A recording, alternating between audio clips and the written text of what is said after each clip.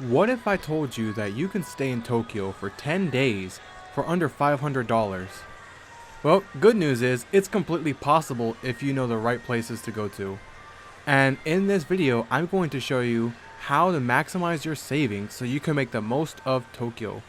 Now, before I get started, please be sure to subscribe to this channel. I put out videos every week on how to do Japan, so make sure to hit that bell icon to get more notifications. Alright, so before I talk about Tokyo, you have to get to Japan first. And if you're already in Japan, you could ignore this step, but we have to talk about plane tickets. Those things are pretty costly, especially if you are on the east coast of America, like me. I have been to and from Japan tons of times, and I have found that winter is usually the cheapest time to travel to Japan. I have found and bought many round-trip tickets from Florida to Japan for around $600. Now, during travel seasons, the price can easily scale above $1,500, so for example summertime, for a round-trip ticket, so you want to make sure to travel during off-seasons to get the lowest ticket prices. Also, don't forget to buy them early. Now, once you are here, you're going to need a place to stay.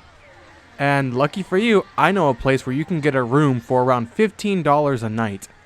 The place is called the Hibari House, and it's located in Hibari. I will link the site below in the description. Now, whenever I go to Tokyo, I always stay there. My last trip to Tokyo a few weeks ago, I stayed there for 10 days and paid roughly $170 total. Think about that for a second. Most hotels cost around $100 a night, so if you were to stay there for 10 days, you would be spending way more than $1,000. So you are saving more than $800, which you could use in the city to actually do things you want to do. Now, I know what you are thinking. What's the catch? Well, it isn't luxurious at all. It's just a regular private room. Now, the bathrooms and the kitchen area are shared with other guests, and the shower and air conditioner are coin operated. Showers are about $1 for 15 minutes, and the air conditioning is about $1 for 3 hours. Still, it is way cheaper than a hotel.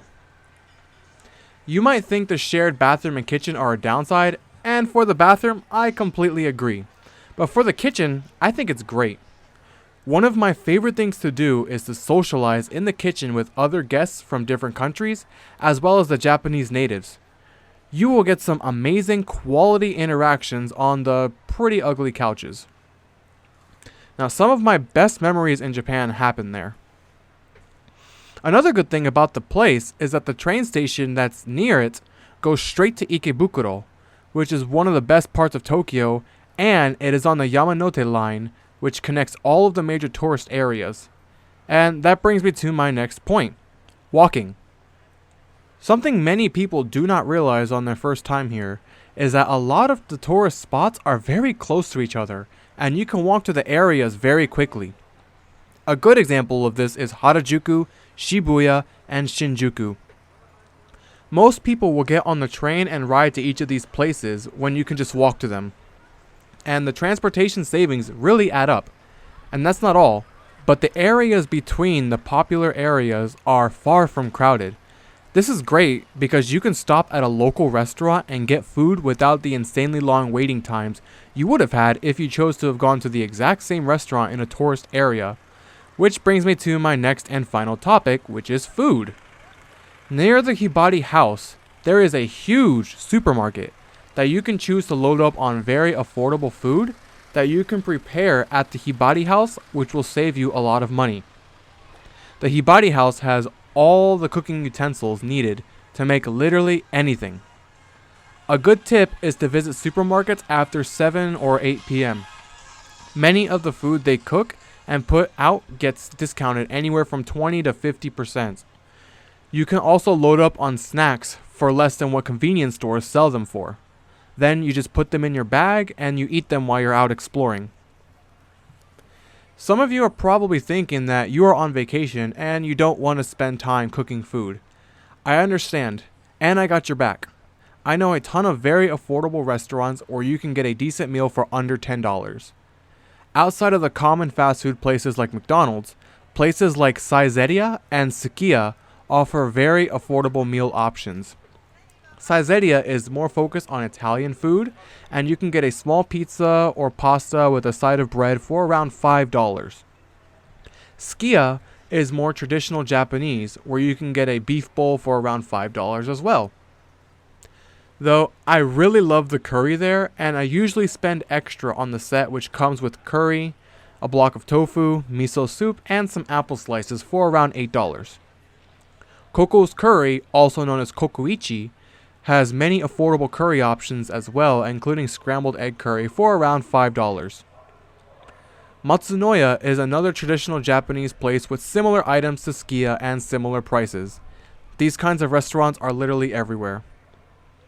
Last on the list is Osho, which is a tad bit more expensive, but you have a very expansive menu with things like gyoza or pot stickers for you Americans, fried rice, fried chicken, mabu tofu, ramen, and the list goes on, while the price is still under $10.